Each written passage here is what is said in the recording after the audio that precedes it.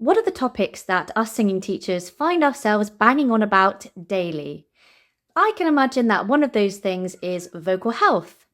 And in the conversations about vocal health, we often talk about nutrition, lifestyle, hydration, but maybe not so often about sleep. So you've got a client who's about to go off on tour, spending weeks, maybe months living out of a tour bus, or maybe they're jet setting between time zones and will be experiencing jet lag. Or maybe you're a singing teacher with a rapidly changing routine, often finding themselves waking up exhausted.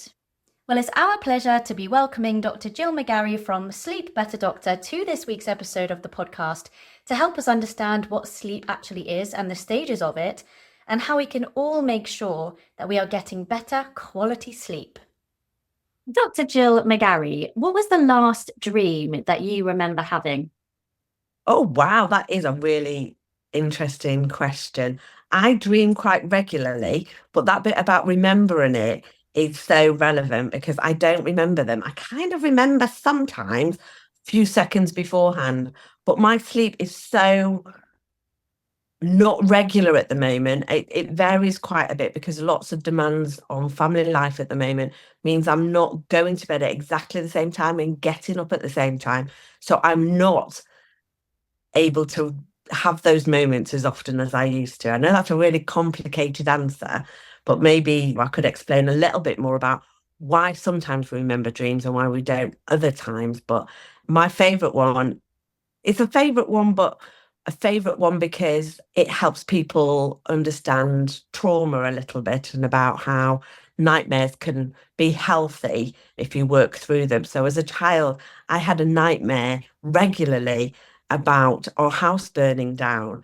And my nana was Spanish and she believed in dreams and the importance of them. I think there's a part of culture in some of that as well.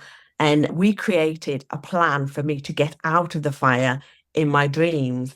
And we actually created a superhero that meant I could fly out of my window if I needed to. Or if the kitchen below my bedroom window, I went through it, I was so strong, it didn't damage me. So those things are quite interesting, aren't they? So that's the dream that I remember the most from my life, but it's not the most recent dream that I had. I remember having a dream when I was a kid about a pig that was dressed in a dressing gown. It had green, fluffy ears, and it was trying to go from the room opposite my bedroom to get to me. But my nan was on the landing ironing, but she left to go and get water for the irons. This pig ran into my room, but before it could kill me, it ran into my wardrobe. And so for the rest of my childhood, I remember even in the blistering heat of summer, being underneath my duvet with the duvet over my face because I was so worried this pig was going to come out of the wardrobe and get me. Yeah. And aren't they fascinating that it creates such anxiety in us, but they're so bizarre as well? Why would it be wearing those clothes, pieces of clothing? And why would you nang me on the landing? So yeah, there's always an element in our dream about something we're anxious about, something that we're preparing for. That universally we know that those things are what we dream about. It's our subconscious trying to fathom things out, or our REM sleep is what we would say as a sleep specialist, is trying to help you work things out. So, what about the times that I wake up with a major crush on someone? There's been a few times that I have woken up with a real crush on, say, Stephen Bartlett. That was the most recent one. And I've respected him before, but why would I wake up suddenly having a crush on him? Our dreams are really good at trying to help us work through stuff, work through our emotions for the day. So you might just actually have a crush for that type of person. And that's quite good to be aware of. That type of a man is what you're interested in. And I don't know if you're trying to emotionally work out who your partner would be. Or some people worry that when they've got their partner, they're married or in a long-term relationship, that why would they dream about somebody else? And it is quite healthy. We're still sexual beings. And although, we're quite a monogamous, if that's the word, being, it doesn't mean our fantasies don't have to include other people. So um, our dreams, our REM sleep is made to do exactly that, is to help us work through things emotionally, to work out what is it about the partner we're living with long term that we find attractive that might be useful. Or if it's a new partner, what is it that fits with that dream that you've just had? Some people try to read too much into it, and just trying to see the general theme is often a more important way to review those types of themes, particularly. Considering the singer's vocal health, we know that it's much more holistic than just what's happening in the throat at the vocal fold level. The scope of vocal health conversations usually cover things like nutrition and mental health, allergies, and medications. And therefore, sleep really does need to be part of that conversation as well. And you've mentioned terms there like REM sleep. So I'd really love to understand what actually is sleep and what are the stages of it that we experience? Gosh, yeah, probably a long answer if that's all right with you, Alexa. And it won't include Stephen Bartlett. Oh, no. Sorry.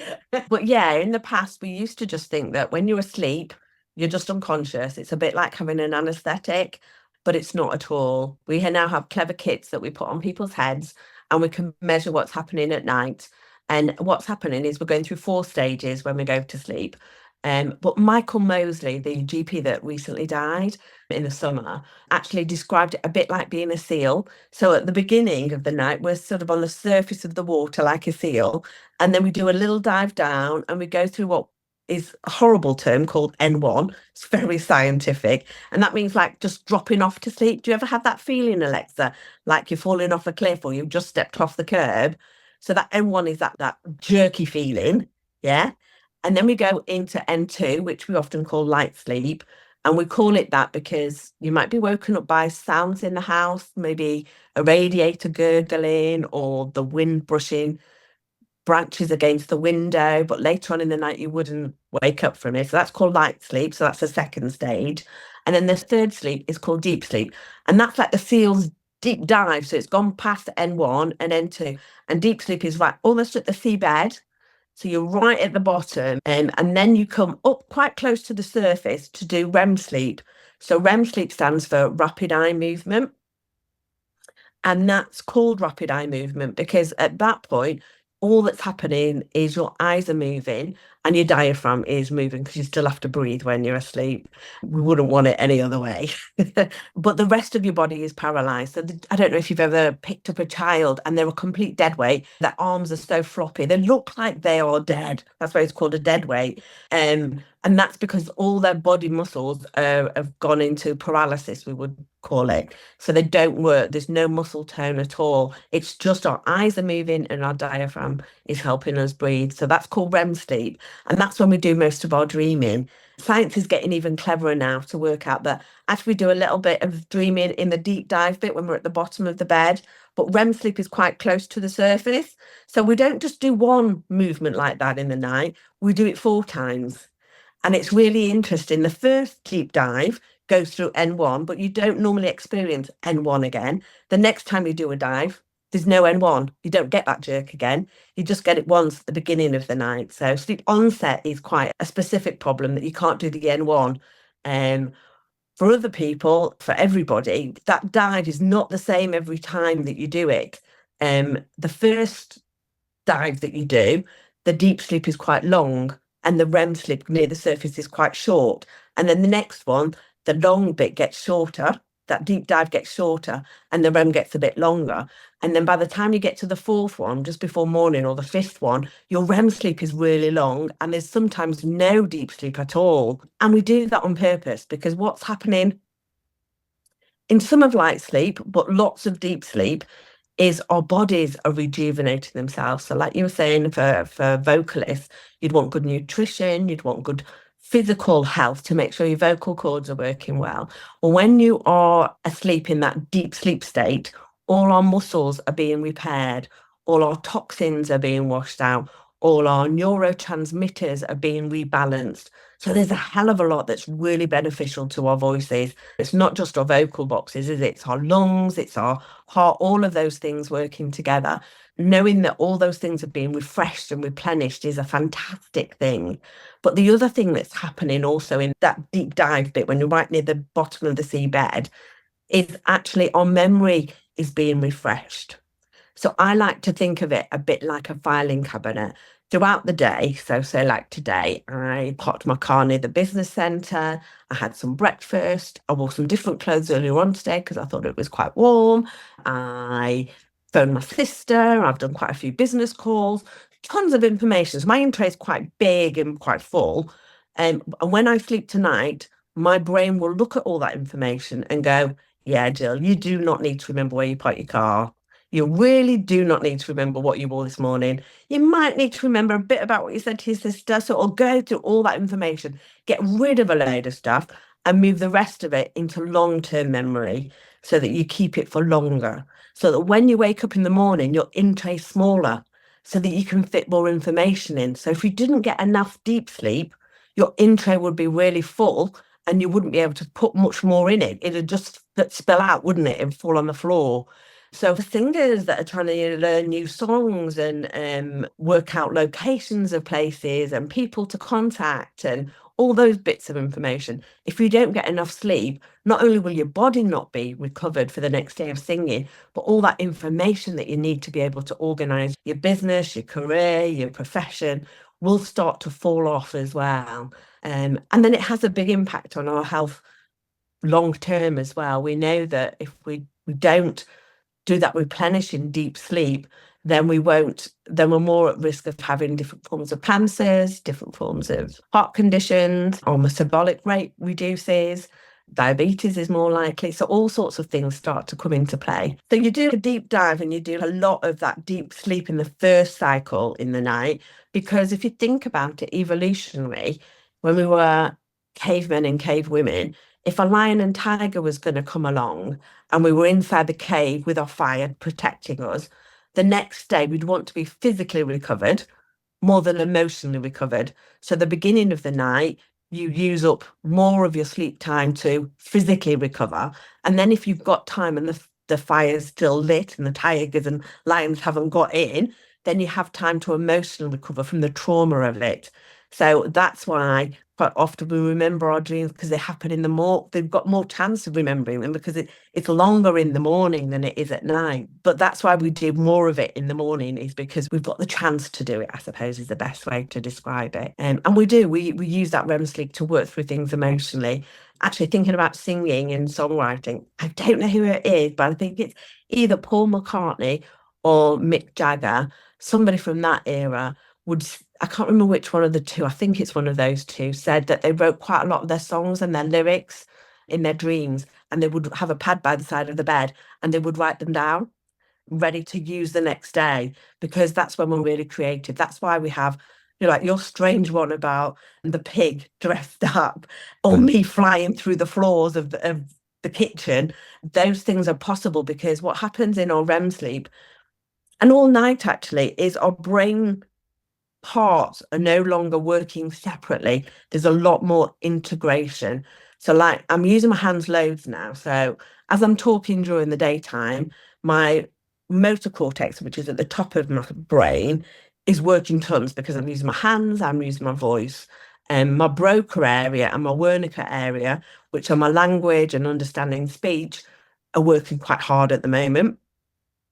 But when we're at sleep, they actually integrate a lot more than they do during the day. So that's why we can do far more creative things. And the other thing that happens when we're asleep is the only bit of our brain that's not working is this frontal lobe, the bit that makes us humans rather than apes. So that bit that makes us be able to plan and strategize and think logically is switched off. That's why we never dream about maths, because that's all done from the frontal lobe. So it's switched off, which means our imagination can go wild. If logic isn't there, yeah, you can do anything, can't you? If logic doesn't need to sit in there. So that's why we can, in REM sleep, come up with some great solutions to problems that might be needed. That is so interesting.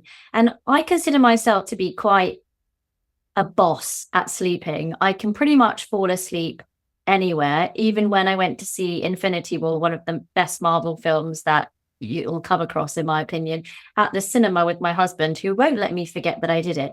I fell asleep in the middle of the big battle. So I consider myself to be quite good at it, no matter where I am. But that doesn't necessarily mean that I'm getting good sleep or enough sleep. So, how do we know as singers and as singing teachers and as human beings in this world, really, that we're getting the best quality sleep? So I think what you just said there is a perfect example of somebody that perhaps isn't getting enough quality sleep. So we have this stupid myth, I was going to say in England, but I think it's international, that everybody needs 8 hours sleep. That's not true. We're all different. Heights, weights, sizes, colour hair, we're the same when it comes to sleep. We all need a different amount of sleep. But we think scientifically we need to be somewhere between 6 and 9. If we're getting less than 6 and 9, then we're really sleep deprived. And you're either doing it on purpose because you're trying to do other things instead of prioritizing sleep, or there's a sleep problem going on. So you really need to think that if you're beyond those parameters, you need some help. But within that, it is just working out what makes you feel refreshed and not tired. So for you falling asleep in the cinema or a film you wanted to watch, if you're bored of it, you might decide that you wanted to sleep through it. But if you wanted to watch it and you fell asleep, then it's a sign that your sleepiness score would be really high. So we in the sleep world use a scale called the Epworth Sleepiness Scale, and there's only 5 things on it. And if you score 3 out of the 5, then we think you've got a real sleep problem. And one of the questions is, do you fall asleep in the theatre or cinema? Oh, there we go. So you must have been sleep deprived that week when that happened, or that you were struggling, but you might just be able to fall asleep anywhere and you made that choice that you just didn't want to watch the film or whatever. It's being careful about making a judgment. I don't want to make a judgment about whether you wanted to watch it or whether you found it boring, but you would have to make a judgment about, yeah, maybe I wanted to catch my sleep then. Maybe it was an ideal time. For me, it's being cozy. If I have got a warm blanket, if it's dark, and to be honest, I hadn't watched the other Marvel films, so I couldn't really follow it at the time. Since then, I've watched the others and now understand what's going on in the film. So I do think there may be something there, but it's really interesting about you saying that there's 5 things that you would ask. So what are the 5 things Oh my that are gosh, on I'm that list? testing it. So one is, do you fall asleep at home watching the telly or listening to the radio? And one is, do you feel like you're going to fall asleep at the traffic lights while you're waiting for the lights to change? One is, do you fall asleep in the car as a passenger quite regularly? Yes. And do you fall asleep reading or no? Never No. reading's my So jam. yeah, knowing those things as well. And you didn't fall asleep when you're a passenger in a car. That's quite a common one as well that people would be worried about. Or Yeah. falling asleep in a meeting, I think is the other one, yeah. Oh, okay. Or feeling Interesting. your eyes are going and you're wanting to drop off. I think we've all had those moments, haven't we? And that's okay if it's just for a week because you've really squidged in a project. We're quite lucky as humans. Our sleep can be quite flexible. We can borrow a little bit of time, or we can borrow a lot if we don't mind the long-term effects on our sleep. We can't do without it, though. There have been tons of experiments and silly games where people have tried to stay awake as long as possible, and it's not. You end up thinking you're awake, but actually you're power napping is what the electrodes on our head show us that actually, even when we try and keep somebody awake for months on time, they are actually getting naps of sleep and that are possible. We're not like dolphins, though, or birds, that we can switch off half our brain so it sleeps while the other half of the brain is doing the work. That's why birds can fly forever. That's why dolphins can swim forever because they switch off half their brain. We haven't evolved to be able to do that. We need our sleep. In fact, there is a condition called fatal familial insomnia, and it's a very, very extremely rare condition. I can't remember, it's something like 0.0005% of the population has it. And that gene means when you turn to about the age of mid-30s, you can't sleep anymore. Sleep onset doesn't ever happen. And then you die within 2 years Oh because my your body gosh. needs sleep that much. All that stuff I talked about, replenishing your muscles and your neurotransmitters and the toxins, the toxins particularly just build up in your body and your body can't survive without the sleep. So we definitely need it. Many artists might find that they are struggling with their sleep because they're in and out of time zones, maybe touring the country or getting back late from a function gig. So, how can we help the singers that we work with in those capacities to get as good sleep as possible when they might be on things like planes or tour buses or in the car, obviously, hopefully not being the driver. I would want to assess each individual, because some people might be doing gigs all the time, and then we would have a different intervention to somebody that would just do some gigs. And I would perhaps do a different intervention for somebody that's experiencing jet lag regularly compared to somebody being on a tour bus.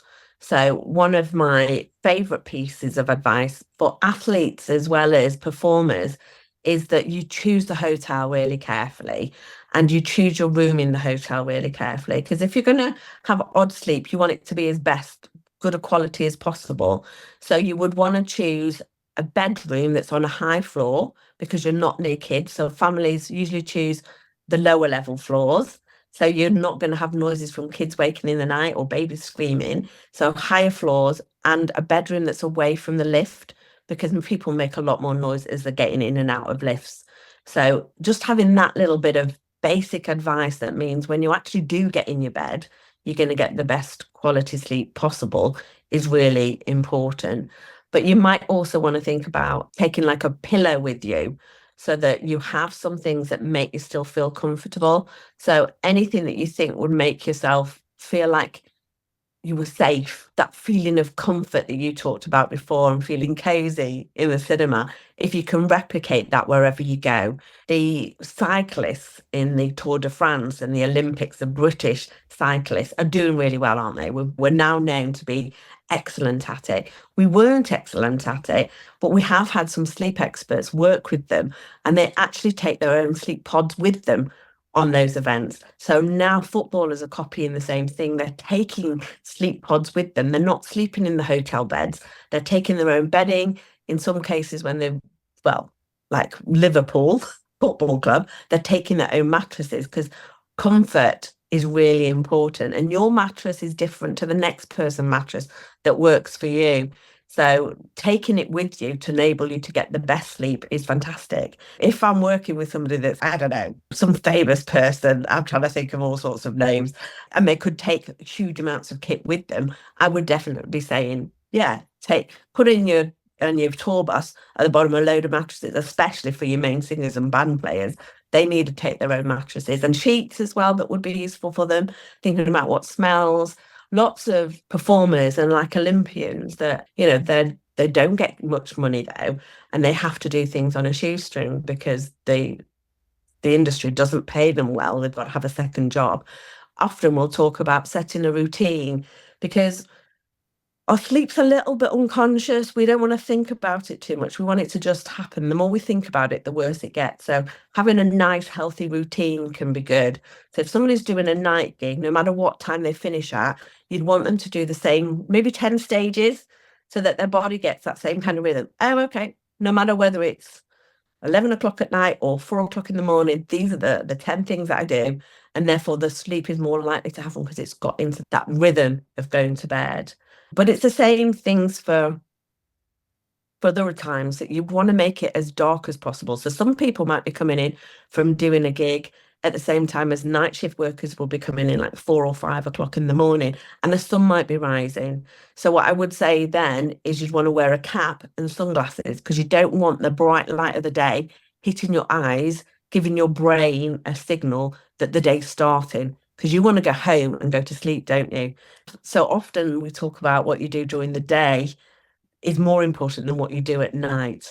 But making sure that the bright daylight is only getting to your eyes when you want it to get to your eyes is really useful. Hey you! If you're enjoying the Singing Teachers Talk podcast, then don't forget to hit the subscribe button. We are committed to bringing you engaging conversations and valuable insights from experts across the field of voice. By subscribing, it means we can continue to do that. You'll never miss an episode, and you'll be helping to spread the word to other singing teachers, vocal coaches, and overall voice nerds. So subscribe to this channel now and just watch your teaching grow. You spoke a bit earlier about picking your room in a hotel, and that might maybe work for the people who are got a big budget, who can talk to the hotels. But for example, when I was on a contract for a cruise ship. We were put up in a hostel on the Strip and the Reeperbahn in Hamburg, where loads of people would go for like lads' holidays and hen do's and stag do's. And I was on the second floor, which is just above the bar. And I remember going downstairs. I would meet my friend.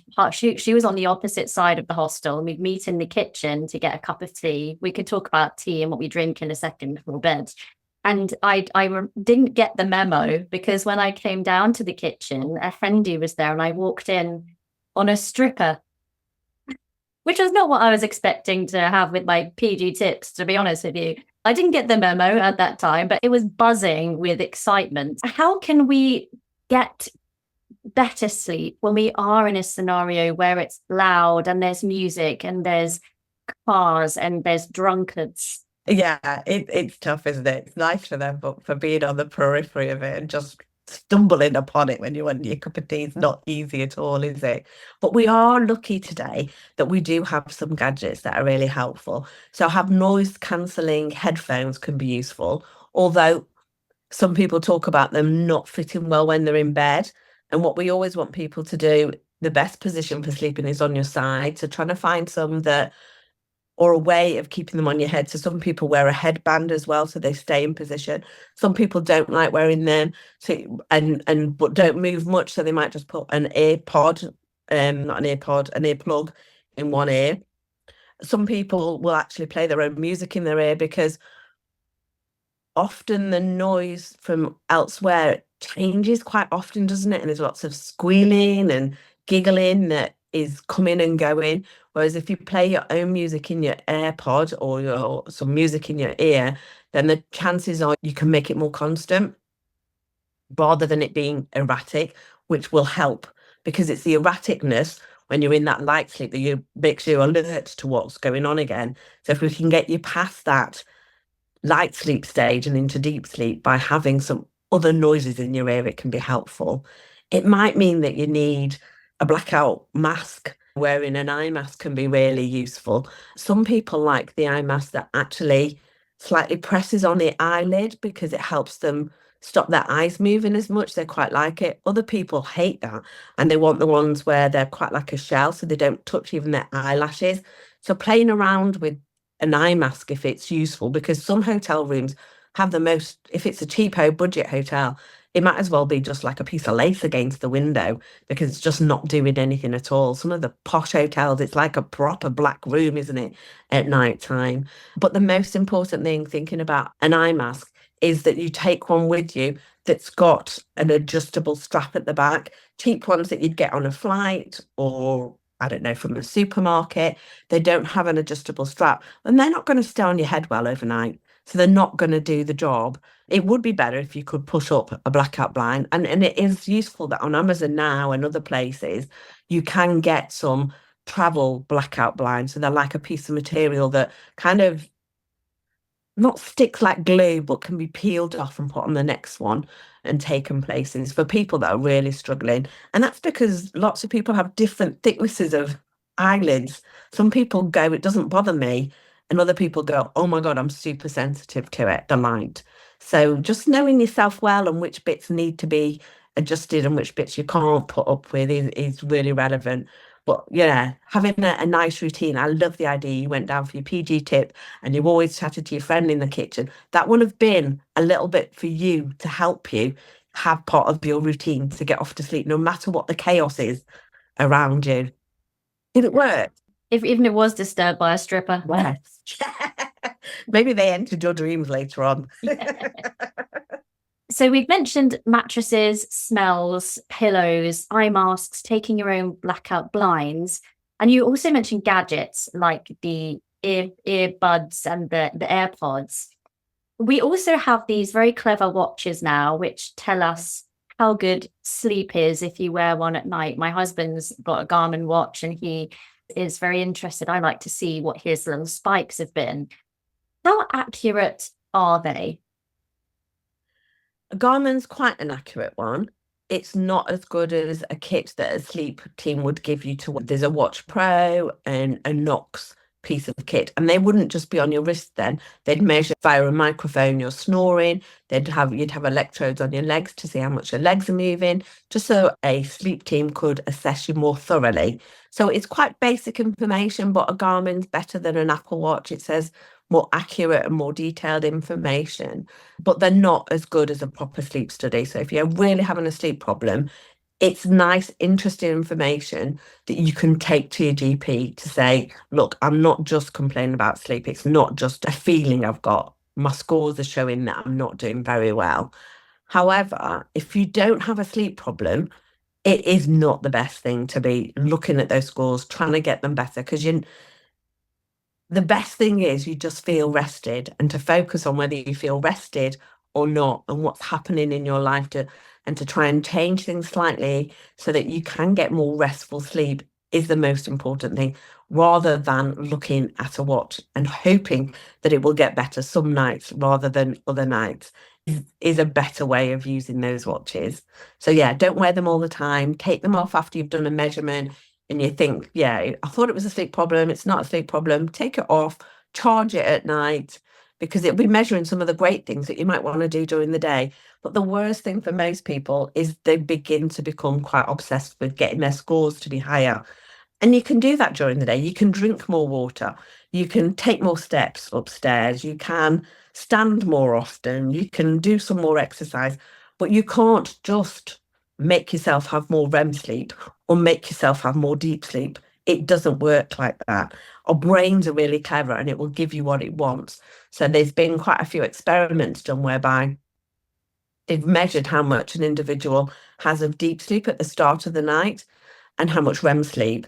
And then they've got them to do more physical exercise or do some more emotional work. And for those that do more physical exercise, they have more deep sleep because your muscles need to repair more. So your brain makes the choices about what it needs. You can't make your brain choose what it needs. It will make those choices for you, if that makes sense. And on that, then, what are the things that we can make sure that we have in our day that will help us get more of that quality, deep REM sleep? The things that we can do during the day that can help us get not just the REM sleep, but all the stages that are really important, like the deep sleep as well, is making sure the first and most important thing that any sleep specialist, if they're good, would tell you is to make sure you get enough daylight in the morning. And to have a good routine. So when we say a good routine, people automatically go, well, I'll always go to bed at 10 or 11 o'clock or whatever. We say it's not what time you go to bed, it's what time you get up. First thing you want to set is to try and get a good routine of getting up at exactly the same time. That's why I said right at the beginning of this that my routine's a little bit out at the moment. So I'm not dreaming or remembering that I've dreamt as regularly as I would because I'm not waking up at the end of a REM. But if you can become more regular and keep to a set time that suits you individually. So lots of people get quite hooked up once they've got a partner to try and sync in with them. But we shouldn't do that. We should live with what works for us. So I'm a real owl. I like staying up, and my energy and my creativity quite often happens at night. And I'm really sluggish in the morning. My husband is quite the opposite. He likes to go to sleep early, might even fall asleep downstairs and then go upstairs and then get up early in the morning. And he's wide awake in the morning and quite active and lively, and we're completely the opposite. And that is really healthy. In fact, when we've looked globally and internationally, we often marry the opposite to ourselves. And that makes sense evolutionary wise, because if we're going to have a brood of kids, you'd want one to be awake while the other's asleep, watching over them. So it gives us less of a risky time when we're both asleep. So it completely makes sense. So you need to think about what time works for you so that you set your get up time that works for you. So my get up time, my preferred get up time is 8 o'clock in the morning. Of course, I've had kids and I've had to get up earlier, but I've always managed to get ready in 10 minutes because I love my sleep in the morning that much. So I do lots of prep at night to make sure I get up later and I can still get up later in the morning. Whereas other people will do it the other way around. They do all the making of sandwiches, ironing the clothes in the morning because they like to get up early. So setting your time that suits you in the morning is the most important thing. And then the next thing to do during the day is to get 20 minutes of daylight. I know that sounds crazy, but we need that daylight to reset our clocks in our heads. So we've got, I don't want to get too sciencey, but we've got a part of our brain called the suprachiasmatic nuclei. Sounds like It does. supercalifragilisticexpialidocious, but it's not. And so we shorten it to the SCN, and that's like the grandfather clock. So that sets all our internal clocks. And the only way that can stay tuned is by resetting every day by the sun. Because as you can imagine, the time we wake up and the time we go to sleep changes slightly. That's why every 4 years we have an extra day. So it needs the sunlight to recalibrate every day. And that will help us get off to sleep because that sunlight in the morning gives us a chemical called melatonin that goes into our eyes. You have melatonin receptors on your skin, but to help your sleep, that melatonin or lux needs to get through your optic nerves into that SCN, and then that helps you get off to sleep. And without enough of that, you can't get off to sleep. That N1, that jerky feeling, you can't do that without the melatonin. That's so interesting because I think about how society has built its kind of work structure where we're there at 9 and we finish at 5 or whatever. And in the winter, when people are going to work in the dark and coming home in the dark, and then for the singer who might have a really late gig, so gets home at 3 in the morning and then really doesn't really feel like getting up until 12. I mean, I guess they still get a bit of daylight, but it's not morning daylight. How can we work around that? So if you think about it, there's a whole load of countries, the Nordic countries like Scandinavia, Norway, that have that happen to them naturally, that they don't get enough daylight. And they've done a beautiful job of using what we would call sad lamps, but they're not sad lamps. They are the same kit, but they don't have to be called sad lamps. They're called lux lamps. And that lux lamp gives off the lux that gets converted by the eye into melatonin. So in Scandinavia, I find it fascinating that they have these lights as lights in the conservatory. So they all sit underneath them and bathe in 20 minutes of lux from that to give them the recalibration and enough melatonin to get off to sleep the next day. And they often eat their breakfast. It takes about 20 minutes to have a chat and have your breakfast if you're a social family. So yeah, and so for some people that I work with that can't synthesize that melatonin, and there is quite a few people that can't, especially people with autism. So we would give them these lux lamps to try and help them. And they just need to leave them on the desk, a bit like a desk lamp that I've got here. It just looks like an ordinary lamp. But we give them to night shift workers. So I did a project on a mental health ward near me, and we had it on the night station for all the nurses. So when they were inputting the computer information on the patient, the lamp was on there for every single member of staff to bathe themselves in 20 minutes of good looks that they would have got if they were outside at the right time of the day. Yeah, so our singers could take one of those in their bags if they need that. Yeah, and it's not big. It's not like a lamp with a stand. I'm trying to think if I've got one to hand. I haven't actually. But the one I often take to training is about, and it was not even an A4 size and about that thick. So easily can fit in a bag. The biggest thing, probably the most clumsy bit, is the plug and the wire. So yeah, you could definitely. And they cost about £25. But you have to have one that's got 10,000 lux. So there are some companies that are trying to jump on the bandwagon and they're not strong enough. So they wouldn't do the job. So you just have to make sure it's got 10,000 lux for it to be able to do the job. Yeah, so they could definitely take that. It's definitely a recommendation I would give to anybody that's a gig worker, a night shift worker. There was a sleep scientist and a professor at the Stanford Sleep Medicine Center. I think her name's Dr. Ma. She was a recent guest on seemingly my favorite person at the moment, Stephen Bartlett's Diary of a CEO podcast. There's a pattern here. It's Was she emerging. the one that did the Nappuccino? I think she was the Nappuccino potentially. I can't remember, but she was talking about the sleep environment, and you've mentioned about making it dark. She also talks about it being quiet, cool, and comfortable, and how big a meal an hour before bed, which is fried, fatty, or sugary, maybe washed down with some alcohol or caffeine, can be quite detrimental to sleep. For the singers who might be finishing their day at college quite late, getting home at 8:30, 9 o'clock, they've got an early start the next morning, or the gigger who has the hunger pangs at 2 a.m. when they're getting home from their gig. What's one of the best foods or meals or drinks that we can have before sleep so we don't get disturbed? Yeah, so she's spot on. We would prefer people not to eat 2 or 3 hours before they go to sleep. Our bowel will, if it's working on food, it'll be sending messages to your brain saying it's not time to sleep yet. I've still got work to do. And so it will be really hard to sleep with those two different functionings going on at the same time. So if you could eat before then, so I would quite often say to people, if you can take a packed lunch wherever you're going. So on your journey home, you could be munching on something nice, things like cooked chicken drumsticks, some nice cheese, those types of food rather than chocolate bars that are full of sugar that will give you a sugar rush that will keep you awake and because it's sending your glucose levels into spiking and therefore your body not knowing whether it's awake time or and slowing down time. So yeah, I'm trying to eat protein food, but trying to keep it away from the last 2 hours. And the same for caffeine. Caffeine, whether it be in a coffee substance or Coca-Cola or energy drinks, they all have quite a lot of caffeine in, and caffeine stays in our body for quite a long time.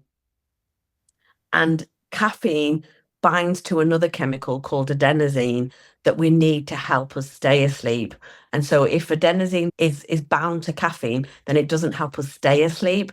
So we want to make sure that the caffeine's out of our body quite a long time before. So that's even more than 2 or 3 hours. The hardest bit around caffeine is that everybody's sensitivity to caffeine and how long it stays in our body is different. So, just using me and my husband as an example again, I'm not sensitive to coffee at all. I could have one like an hour before bedtime and it wouldn't affect me. My husband is super sensitive to it. He doesn't drink a coffee after 11 o'clock in the morning. But everybody's different. And I think people intuitively know what, I don't know what you're like, Alexa. Do you know what you might be like? I'm fine with it. In fact, I sometimes have it to, I find it a comfort. So that cozy comfort, I don't feel it keeps me awake. Mm. So don't worry about it. It won't be the case for you. But I think people know when they know. But when they know, they don't always cut it out because they still like it. And it is about knowing your own body really well to be able to cut it out. There might be something in that cozy comfort drink. There might be about the hot milk. Because what we do need is the lady you spoke about, is for our body temperature to be cool when we go to sleep. So we can do that by the room being cool. But one of the other things is, which sounds counterintuitive, is to have a hot drink. Because what's happening is a bit like when you have a curry in India. Why would they have hot curries that make you sweat? It's good to make us sweat because it lowers our body temperature. So that's why curries and hot food is popular over there. So it's the same thing for us. If we have a hot drink, our body temperatures will begin to cool down. But it does take 2 or 3 hours to have an effect. So having a hot drink just before bed's not the best thing if you can bring it further. So you might make a hot flask of tea or a hot flask of cordial or a hot milk just before you set off from the gig to go home. And if it takes you an hour to get home and another hour to get through your routine of getting in the house and getting into bed, and then you've done 2 hours, haven't you? If you've had the drink on the start of the journey on the way home. So it's about a little bit of preparation that might be useful. Yeah, yeah, for sure. And talking about being cool and what we wear and who we share the bed with. So I sleep with my husband. He is as naked as the day he was born. I hope that's all right for me to say. And I am like a Victorian. I'm dressed head to toe. So what's the best thing for us to be wearing when we're asleep? Or should we be wearing anything?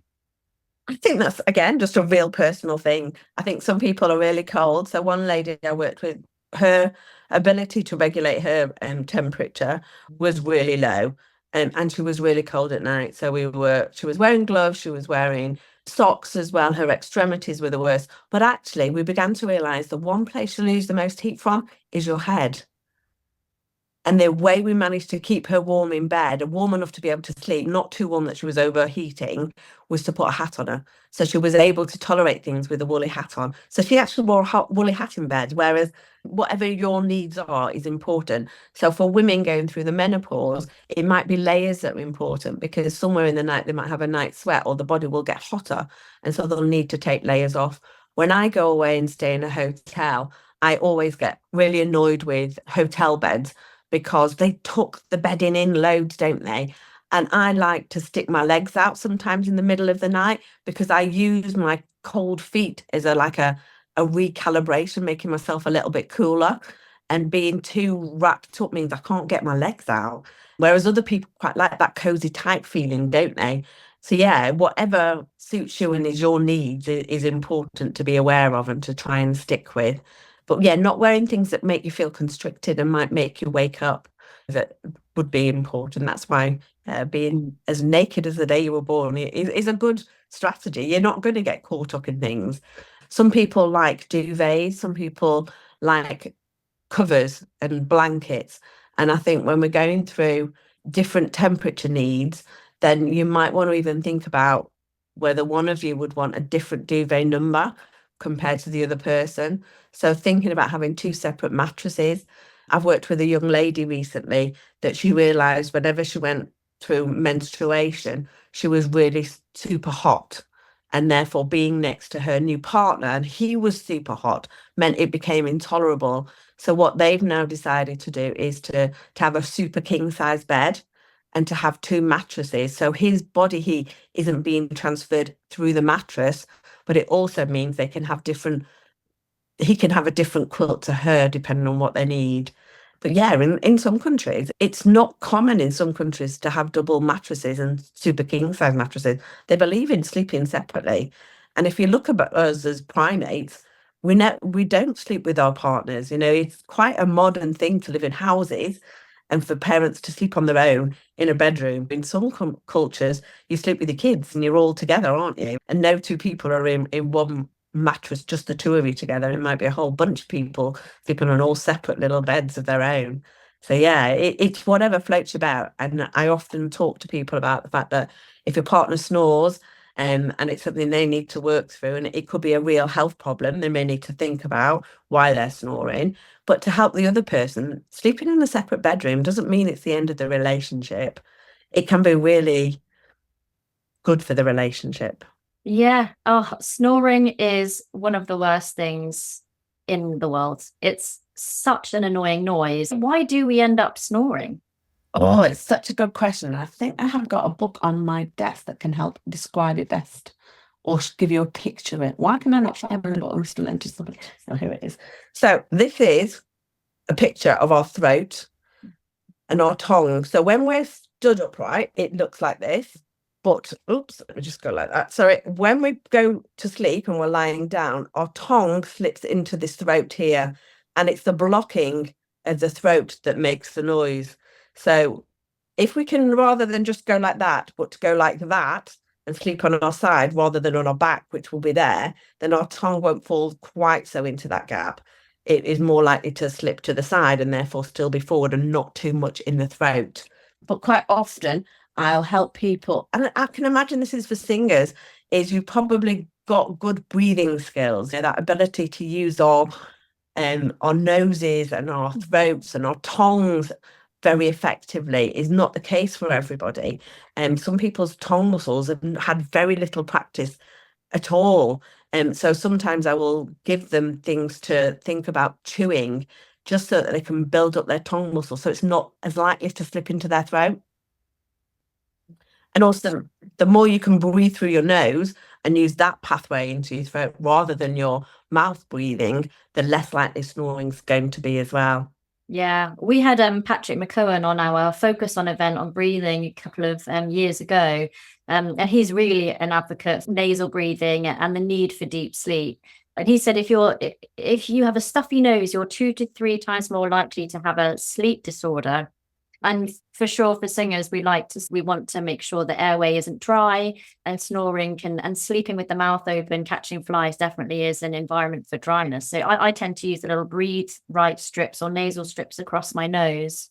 just to keep the mouth closed. Yeah, some people are quite into taping. I don't know whether Patrick McGarry talked about that. Just a little tape here and here. And it's not that it's to close the mouth, but it's just to remind yourself subconsciously as well as consciously to keep the mouth shut. We're not asking you to tape the mouth up. In fact, we think that would be really unhealthy. If somebody needs to breathe through the mouth because their nose is not doing its job, then we wouldn't want to block it up. It's just a reminder, like the strip does on the nose. And I think the more you can do to during the day to help those systems, the whole facial system work better, the more likely it will happen subconsciously or without effort at night as well. So yeah, totally agree. There's so many benefits with breathing through our nose. This thing is really clever with all the structures that are in there and all the muscles and tissues that filter out everything. It's a bit like being a whale with your mouth open, isn't it? Anything goes in there. We're just not meant to get anything in there. And it does, it makes us really dry, doesn't it? Yeah, it does. Sleep's not the most attractive thing, is it? I'm just thinking about myself in my Victorian outfit, my wee Willy Winkle hat on, and my breathe right strips on, my eye masks. If there's any deterrent for a husband to want to rethink a relationship, I think it's that. Do you know what, though? We say that. So the other day I was speaking to a gentleman who's got sleep apnea, so he can't breathe well at night. So his tongue does sit low, and he has a kit called a CPAP kit. So it helps him breathe. And he thinks it's magical. So it doesn't look great. He's wearing a mask at night. He looks like a monster. He's got this machine on the side of his bed, but he loves it. And his wife loves it because he doesn't snore and he's not knackered the next day, if I'm allowed to swear. Maybe I should just say tired. No, you're good. And that he even takes it on holiday. So he has a letter from our sleep service that says he's allowed to take that kit like a medical device, like you would have for heart condition, for diabetes, is allowed to take it on the flight as an extra piece of kit. So it's always with him. And that's how important it is. We are our most attractive when we've slept well. How much better is our skin? So we might not look great at night, but if we do the things that make us sleep well, then we will look really attractive during the day. Yeah. And we look good in our dreams. Oh, yeah. Definitely. Can you tell us about the work that you do at Sleep Better Doctor, and what resources would you really encourage us to check out off the back of this chat? Oh, that's a really good question. I do two pieces of work. I run clinics, so people that have got sleep problems, that could be nightmares or sleepwalking, sleep talking, or insomnia, just really finding it hard to stay asleep or getting off to sleep. And for the odd person, it might be narcolepsy, like falling asleep all over the place that they just can't stop. So I run those clinics 2 days a week. And then I work for companies and organizations and groups running wellbeing sessions. So sometimes they're an hour, sometimes they're a whole day with some team building in there to help them sleep. So some companies realise they've got a huge responsibility for their staff around fatigue, whether that be a logistic company with lorry drivers. You don't want a big articulated lorry causing fatalities on the motorways. And I think companies are getting better at being aware. So I will run them as well for people. But there are quite a few good YouTube clips out there. So Matt Walker is a really good person to have a listen to his YouTube clips. And I'm trying to think which books. So Michael Mosley, the guy, the GP that I was talking about before, his book called Fast Asleep is quite good. It's one of my little Bibles. Like I said, it's by the side of my desk, and I can't find the little otter picture or beaver picture, seal picture, should I say. And then, yeah, I think those would be the main things. I think you can get a bit obsessed with different things. And I think there are some books that, like one of them talks about 110 sleep tips. And I think we make it far too complicated. I think sleep and getting good general sleep is like a bit like sleep hygiene is like dental hygiene and stomach hygiene. If you brush your teeth well during the day and you wash your hands well, you're less likely to need a filling or have a stomach bug. However, if you get a stomach bug or you need root canal treatment, you shouldn't stop doing the brushing of the teeth and washing the hands. And it's the same with sleep hygiene. Do the basics. And I always say there are 4 basics. Get the heat, get the light, get some routines in place, and get some good nutrients in your body. And if you can keep them going, even during the bad times, then it will get back online. I think it's when you throw them out the window thinking, oh, it's not working now, so I'll do something different, that actually you make it worse. Yeah. Oh, Jill, I could talk to you for ages on this. It's such an interesting topic, but we're so glad that you could join us and keep us company today. Where can people find out more about you and about Sleep Better Doctor? So I have a website called sleepbetterdoctor.co.uk. So there's some information on there. I'm on LinkedIn. I probably post once a week, once every 2 weeks. Some of it's some specific facts that might be useful. Some of it might be some techniques that might be useful. Some of it's pointing you in different directions for advice and support. But yeah, you can find me on both of those places, or you can just call me. So people often phone me up and I offer a 15-minute free consultation because I might not be the right person to offer support. You might need some CPAP kit, like I was talking about before, but I can point you in the right direction. So they're 15 minutes free, and I do them on a Thursday morning. So they just need a phone up, book in. So my number's 07768 068 070, and we can find a time slot that suits you. Brilliant. Well, Dr. Jill McGarry, thank you so much. I hope we all sleep soundly tonight and get our restorative sleep in. Thank you so much for your time. It's a pleasure. Thank you.